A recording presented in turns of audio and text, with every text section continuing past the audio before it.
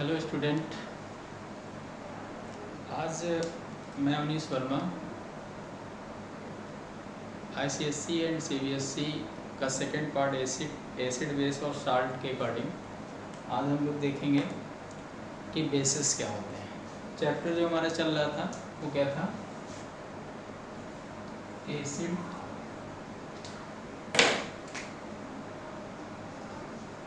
Basis and salt. Acid basis and salt, इसके according हम लोग देखेंगे कि बेसिस क्या होते हैं। ठीक है, क्या क्या होते हैं? बेसिस। ठीक है, व्हाट इज बेसिस? देखिए, जो बेसिस होते हैं इनको अगर हम लोग जनरली देखें तो यहाँ पर जो बेसिस है वो मेटेलिक ऑक्साइड, क्या होते हैं भाई? मेटेलिक ऑक्साइड बेसिस होते हैं और मेटेलिक हाइड्रोक्साइड, जितने भी मेटेलिक हाइड्रोक्साइड होते हैं वो सारे बेसिस होते हैं। या कभी कभी हम लोग अमोनियम हाइड्रोक्साइड को भी बेसिस करते हैं। ठीक है, अमोनिया का जो हाइड्रोक्साइड है वो बेसिस है। चलिए, मेटल के ऑक्साइड ये बेसिस होते हैं, मेटेलिक ऑक्साइड ये सारे बेसिस हैं, है ना। तो आप ये कह सकते हैं bases are metallic oxide and metallic hydroxide and ammonium hydroxide are called bases. Metallic oxide, metallic hydroxide and ammonium hydroxide are called bases. बात क्लियर हो गई? क्या कौन कौन से हैं? Metallic oxide, metallic hydroxide and ammonium hydroxide are called bases. Simple सा ये बात होगी। ठीक, अब देखिए यहाँ पर, या फिर हम ये भी कह सकते हैं those substances which react with acid give salt and water are called bases. Those species which gives which react with acid give salt and water are called bases. ये भी हम लोग कह सकते हैं। ठीक, इसमें थोड़ा सा समझने वाली चीज़ें हैं। देखिए, मेटेलिक ऑक्साइड जितने भी होते हैं वो सारे कैसे होते हैं? बेसिस होते हैं। और आप जानते हैं नॉन मेटेलिक ऑक्साइड जितने भी होते हैं वो क्या होते हैं? एसिड होते हैं। तो यहाँ पर जैसे हम लोग कहते हैं कि NaO, KO, है ना, NaO जैसे Na2O, K2O, ये सारे बेसिस हैं। NaCO, MgO, ये सारे क्या हैं? बेसिस हैं। मेटेलिक ऑक्साइड कोई भी होगा, अगर वो मेटल के साथ ऑक्साइड बनाता है तो वो क्या हो सकता है? बेसिस बोला जाता है। ठीक, अब यहाँ पर जो हाइड्रोक्साइड हैं तो मेटल के कोई भी हाइड्रोक्साइड हो, जैसे हम लोग लिखते हैं NaOH, KOH, MgOH, CaOH का होल ट्वाइस, ये बेसिस हैं। अमोनियम हाइड्रोक्साइड लिख देते हैं, ये बेसिस है। आपको हम लोग Al2O3 लिख देते, सॉरी ये तो Al2O3 यहाँ पर आ जाएगा, Al2O3, ये भी दोनों नेचर शो करता है। चलो फिर इसकी बात बात करेंगे। अमोनियम हाइड्रोक्साइड हो गया, और भी जितने भी हैं सारे के सारे क्या हैं? ये सब बेसिस हैं। समझ में आ गई बात कि बेसिस क्या होते हैं? और आपके यहाँ से मेटेलिक ऑक्साइड सारे बेसिस हैं, और मेटेलिक हाइड्रोक्साइड जितने भी हैं वो सब क्या हैं? वो सारे बेसिस होते हैं। ठीक, बात समझ में आ गई। बेसिस की अगर हम लोग डेफिनेशन लिखेंगे तो इन जनरली हम लोग क्या लिखेंगे कि metallic oxide, metallic hydroxide and ammonium hydroxide are called bases which react with acid give salt and water. बात समझ में आ गई? ये हो गया। अब यहाँ पर एक बात ये आती है इसके अकॉर्डिंग एल्कली। आपने देखा होगा एक टर्म यूज होता है एल्कली। एल्कली से हमारा क्या लेना देना है? ठीक, एल्कली से हमारा देखिए लेना देना है, एल्कली क्या है ये चीज हम समझते हैं। इसमें और इसमें डिफरेंस क्या है? एल्कली में क्या डिफरेंस है? देखिए,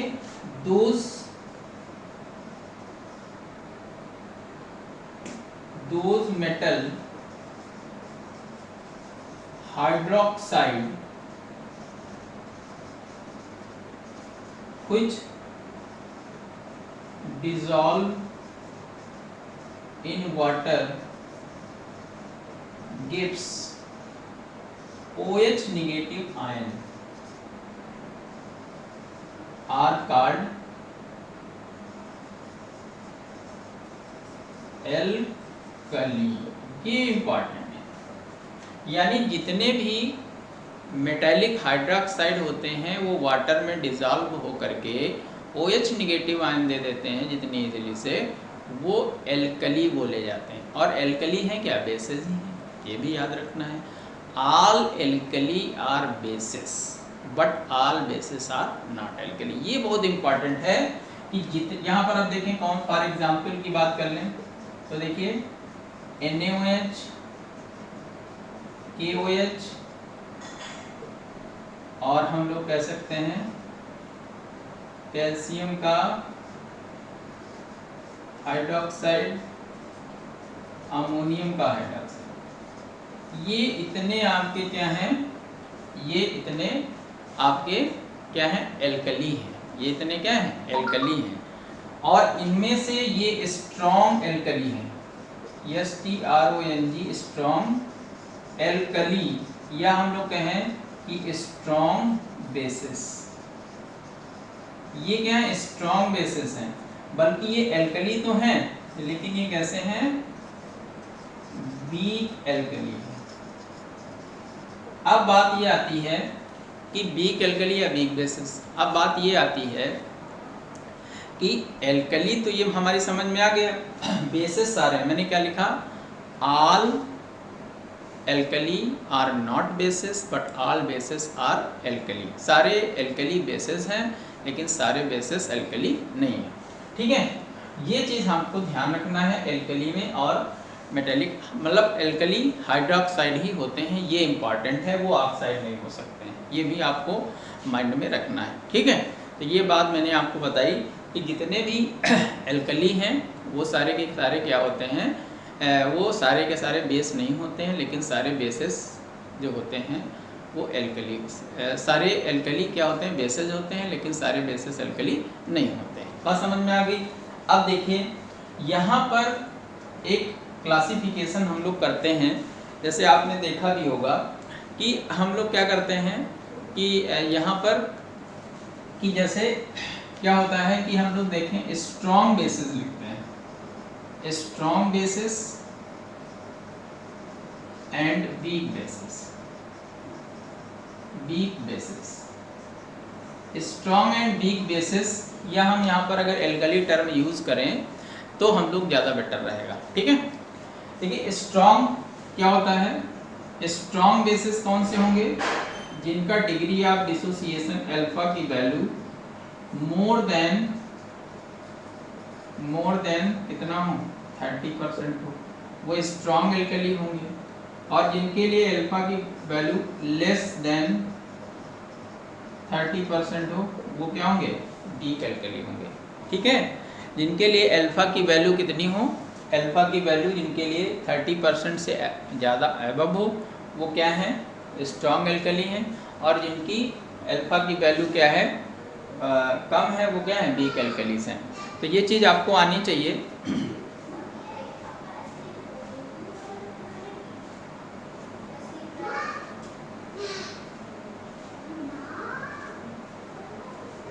सॉरी, ये चीज़ आपको आनी चाहिए कि स्ट्रॉन्ग एल्कली कौन से होते हैं और वीक एल्कली क्या होते हैं। ये चीज़ मैंने आपसे डिस्कस कर ली। अब देखिए यहाँ पर एक चीज़ और आती है यहाँ पर कि वही कहानी है। अगर हम लोग क्लासिफिकेशन करें on the basis of classification of base, classification of basis on the classification of basis on acidity। जैसे मैंने वहाँ पर लिखा था कि क्लासिफिकेशन एसिड में monobasic acid, dibasic acid, tribasic acid, उसी तरह से यहाँ पर जो है जितने भी आपके एल्कली बेसिस हैं उनको हम लोग उनकी एसिडिटी देखते हैं। एसिडिटी मीन्स होता है रिप्लेसेबल OH आयन, जितने रिप्लेसेबल OH आयन होंगे वो क्या कहलाएंगे, वो आपकी उस एसिड की एसिडिटी कहलाएगी, वो बेसिस की एसिडिटी कहलाएगी। समझ गए? देखिए जैसे फॉर एग्जांपल इसके बेस पर कितने होते हैं, देखो वही कहानी है, मोनो एसिडिक बेस,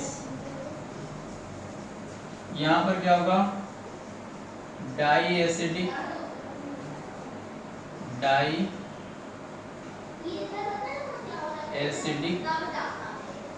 बेस, और यहाँ पर ट्राई एसिडिक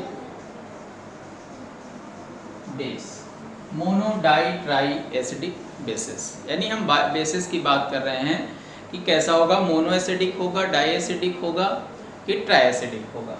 देखिए mono acidic base, those bases in which only one OH group are present, है ना, यानी दोज bases in which only one OH group are present, जिसमें केवल एक OH ग्रुप हो, वो क्या है, मोनो एसिडिक बेसिस है। और जिसमें 2 OH ग्रुप होंगे वो क्या होंगे, डाई, और जिसमें बेटा कितने होंगे, 3 OH ग्रुप होंगे, वो क्या होगा आपका ट्राई एसिडिक बेस होगा। यहाँ पर अगर हम लोग बात करें एग्जाम्पल की, तो NaOH, KOH, है ना, NH4OH, ये सब क्या है, मोनो एसिडिक बेस है। यहाँ पर अगर हम लोग बात करेंगे तो जैसे CaOH का होल ट्वाइस, MgOH का होल ट्वाइस, ये सब क्या है आपके डाई बेस एसिडिक बेसिस हैं। ट्राई में अगर हम FeOH का होल थ्राइस, AlOH का होल थ्राइस, ये ट्राई एसिडिक बेसिस हैं। समझ गए ना, tri acidic bases, mono acidic bases, di acidic bases, ये सारे हैं। ठीक है, अब ये चीज़ आपको समझनी होगी बेटा कि mono acidic base, di acidic base और ट्राई एसिडिक बेसिस क्या होते हैं। समझ में आ गई बात? ये तो एग्जाम्पल्स था। अब यहाँ पर जैसे हम कैरेक्टरिस्टिक फीचर की बात करें कि बेसिस का कैरेक्टरिस्टिक फीचर्स क्या होते हैं, कैरेक्टरिस्टिक प्रॉपर्टीज़ क्या होती हैं, तो ये आपको पता भी होगा कि जो बेसिस होते हैं वो रेड लिटमस पेपर को कैसा कर देते हैं, ब्लू कर देते हैं। पहली चीज़ रेड लिटमस पेपर को ब्लू करेंगे। सेकंड, अगर हम बात कर लें यहाँ पर कि जो एल्कली होते हैं या बेसिस होते हैं, ये इनका जो नेचर होता है, ये कैसे होते हैं, ये थोड़ा सा सोपी इन टेस्ट होते हैं, सोप के जैसे होते हैं, इनका जैसे छूने पर चिपचिपापन आता है, सोपी होते हैं, है ना। बेसिस आर सोपी का मतलब सोप जैसे, सोप मतलब साबुन जैसे होता है। ठीक है, तो ये इनका नेचर होता है। और ये जब भी बेस के साथ, एसिड के साथ रिएक्ट करेंगे तो साल्ट एंड वाटर का फॉर्मेशन करते हैं। ठीक है, तो ये एक जनरल प्रॉपर्टी है। तो यहाँ पर आपको ये चीज़ आपको समझ में आ गई होगी कि एसिड्स क्या होते हैं, बेसिस क्या होते हैं, और इनकी हम लोगों ने कुछ कैरेक्टरिस्टिक प्रॉपर्टीज भी देखी। ठीक, अब हम लोग यहाँ पर बात करते हैं कि एसिड बेसिस जो होते हैं इनकी प्रॉपर्टी क्या होती है। ठीक है, तो देखिए अगर हम एक साथ कहें प्रॉपर्टीज, तो प्रॉपर्टीज का मतलब केमिकल प्रॉपर्टी अगर हम लोग देखें इनकी, केमिकल प्रॉपर्टीज की बात देखते हैं, या हम फिर इससे पहले थोड़ा सा हम लोग डिस्कशन, अच्छा चलिए हम इसकी प्रॉपर्टी, एसिड एंड बेस की प्रॉपर्टी देखते हैं। Property, chemical property of, chemical properties of acid and bases. Acid और बेस की केमिकल प्रॉपर्टी देखते हैं। पहला तो इसमें एक होता है न्यूट्रलाइजेशन रिएक्शन, इसको हम लोग समझते हैं फर्स्ट पॉइंट। न्यूट्रलाइजेशन रिएक्शन, ये दोनों की कॉमन रिएक्शन होती है। न्यूट्रलाइजेशन रिएक्शन हम कॉमन लिखते हैं, ठीक है। देखिए कभी भी अगर कोई एसिड रिएक्ट करेगा बेस से तो हमेशा साल्ट फॉर्म होगा और यह क्या फॉर्म होगा, वाटर फॉर्म होगा। साल्ट एंड वाटर फॉर्म होगा और यहाँ पर हीट ऑफ न्यूट्रलाइजेशन जो होगी वो नेगेटिव 13.6 किलो कैलोरी पर मोल होगी। एक चीज यहाँ पर याद रखना है कि स्ट्रॉन्ग एसिड स्ट्रॉन्ग बेस, है ना। देखिए साल्ट और वाटर तो फॉर्म करेगा, साल्ट और वाटर तो फॉर्म करता है इन जनरल। अभी अच्छा इसको थोड़ा सा हम नहीं करते हैं, यानी साल्ट और वाटर कभी एसिड बेस से रिएक्ट करेगा तो साल्ट और वाटर का फॉर्म करेगा। अब एक्चुअल में होता क्या है कि यहाँ पर एक न्यूट्रलाइजेशन है क्या, ये चीज हम समझते हैं।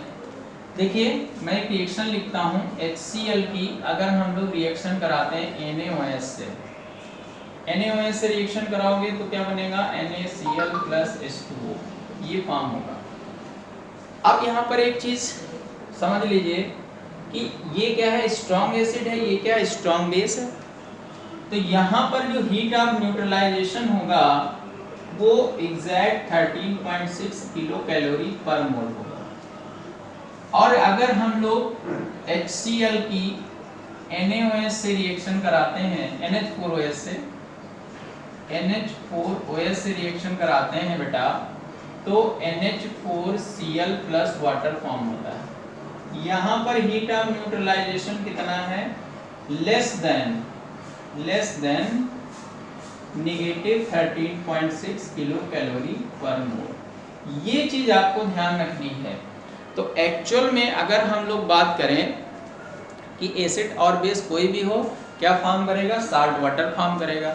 लेकिन अगर हम लोग हम न्यूट्रलाइजेशन की बात करें तो न्यूट्रलाइजेशन ये कहता है when 1 mole of acid react with 1 mole of base, या 1 mole of strong acid react with 1 mole of base, then salt and water form and heat of neutralization is negative 13.6 kilo calorie पर मोल। यानी इतना वो क्या करेगा, heat release करेगा। लेकिन अगर इन दोनों में से कोई एक वीक होगा तो वहाँ पर इसकी वैल्यू इतनी नहीं आएगी। ये बहुत बार कंपटीशन में बेटा पूछा जाता है कि न्यूट्रलाइजेशन एनर्जी कितनी, हीट ऑफ न्यूट्रलाइजेशन कितनी होती है स्ट्रॉन्ग एसिड स्ट्रॉन्ग बेस के लिए, तो नेगेटिव 13.6 किलो कैलोरी पर मोल होगी। और अगर एक वीक है तो इसकी वैल्यू इससे लेस होगी। ये समझिए एक्चुअल में जो न्यूट्रलाइजेशन होता है वो होता क्या है, ये चीज़ आप समझिए। देखिए अगर यहाँ पर ये आयनाइज होगा तो H प्लस, और यहाँ से ये आयनाइज होगा तो क्या, OH निगेटिव, ठीक है। ये दोनों आपस में कंबाइंड करते हैं और फॉर्म करते हैं H2O। This is neutralization. ये न्यूट्रलाइजेशन होगा, यानी अगर वाटर का सिंगल मॉलिक्यूल फॉर्म होता है तो हीट ऑफ एनर्जी इतनी ही होगी। ये बहुत इंपॉर्टेंट है, इसको आपको माइंड में रखना है। जैसे अगर मैं बोलूं कि H2SO4 की रिएक्शन में NaOH से कराता हूं तो यहाँ पर देखिए पहले क्या होगा, ये फॉर्म करेगा NaHSO4 प्लस H2O। तो यहाँ पर जो हीट ऑफ न्यूट्रलाइजेशन होगी वो कितनी होगी, नेगेटिव 13.6 किलो कैलोरी पर मोल। अब उसके बाद जो NaHSO4 होगा वो अगेन NaOH से रिएक्ट करेगा, तब ये फॉर्म करेगा Na2SO4 प्लस H2O। तो इसकी एनर्जी फिर से कितनी हो जाएगी, 13.6 किलो कैलोरी, यानी टोटल कितनी हो जाएगी, 27.2 किलो कैलोरी पर मोल। ये यानी 1 water H2SO4 hydrogen disulphide sulphate के न्यूट्रलाइजेशन के लिए हमको कितनी एनर्जी मिलेगी, इतनी, क्योंकि इसका 2 बार न्यूट्रलाइजेशन होता है। एक वाटर का फॉर्मेशन होने पर एक न्यूट्रलाइजेशन और 2 का 2। मैंने क्या कहा था हीट ऑफ न्यूट्रलाइजेशन रिएक्शन में, when 1 mole of strong acid react with 1 mole of basis, है ना। तो वहां पर जो हीट ऑफ न्यूट्रलाइजेशन होगा वो इतना होगा। तो ये चीज़ आपको ध्यान रखना है, वाटर मॉलिक्यूल से आप इसको कैलकुलेट कर सकते हैं। रीज़न ये होता है अगर वीक है तो वीक होने पर क्या होता है कि जो एसिड वीक है तो आपको मैंने बताया था डिग्री ऑफ आयनाइजेशन, तो वो जो एनर्जी कुछ लॉस होती है उसको आयनाइज करने के लिए वीक जो वीक बेस होता है उसको न्यूट्रलाइज, या वीक एसिड होता है उसको आयनाइज करने के लिए वो एनर्जी क्या हो जाती है, यूज हो जाती है। निकलती उतनी ही है लेकिन एनर्जी थोड़ा सा यूज हो जाती है, और वो किसके इक्वल होती है, बॉन्ड डिसोसिएशन एनर्जी के इक्वल होती है, इसीलिए वहाँ पर एनर्जी का डिक्रीमेंट होता है। ठीक है, तो ये हीट ऑफ न्यूट्रलाइजेशन था। इसके आगे की प्रॉपर्टीज़ हम लोग नेक्स्ट वीडियो में देखेंगे। Thank you. चैनल को सब्सक्राइब कर लीजिए और बेल आइकन का प्रेस ऑन कर दीजिए, ठीक है, और ज़्यादा से ज़्यादा चैनल को शेयर करिए। ठीक है, मैं अवनीश वर्मा फिर अगेन एक नया वीडियो लेकर आऊँगा, तब तक के लिए थैंक यू।